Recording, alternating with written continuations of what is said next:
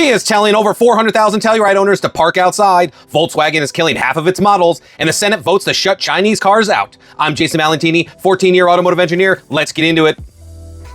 Kia is recalling 463,000 Tellurides model years 2020 through 2024. See, the front power seat motor can overheat and catch fire, so they're saying to park it outside. Kia recalled these same vehicles for the same thing in 2024. The repair then was a bracket and a new knob. Since, 7 seat fires, 11 melted motors, but nobody's hurt. Kia's own paperwork blames sporadic dealer workmanship. So, the new fix is an electronic fuse and one that can be replicated 463,000 times with a much better probability, so hopefully no round 3. Volkswagen announced that their model lineup gets cut up to half, with options down 75%, and the capacity going from 9 million cars previously was 12 million before the pandemic. CEO Oliver Bloom blamed tariffs and Chinese competition. With roughly 150 model lines, every one drags its own development and validation, causing too many parallel paths, therefore increasing costs.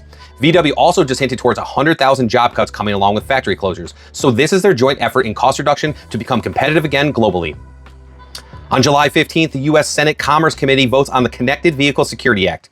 This would ban Chinese connected car software and hardware from American roads. Software rules land in 2027, and the hardware follows in 2030.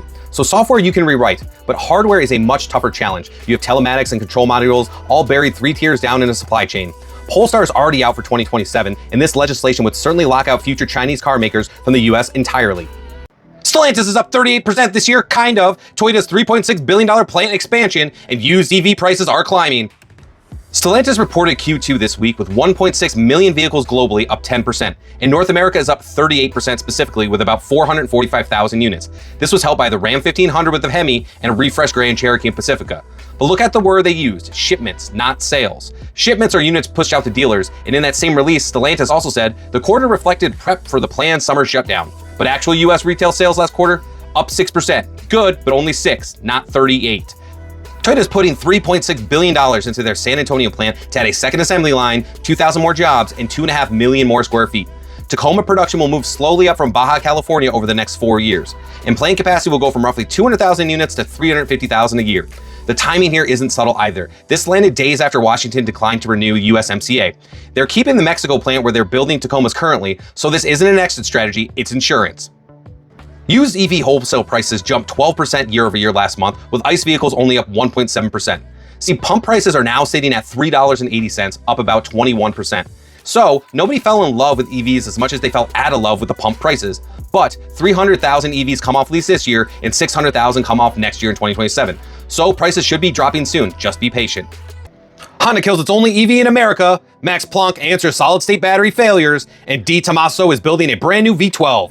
Honda's ending the prologue after this model year. Its only EV in America now gone. See, they sold 72,000 units in 2 years, which is pretty good, but the sales this year have already halved. So why are they pulling it? The prologue was never Honda's. It was GM built in Mexico on GM's Ultium platform. And now, GM is done with Ultium. So when the platform dies, the car will die with it.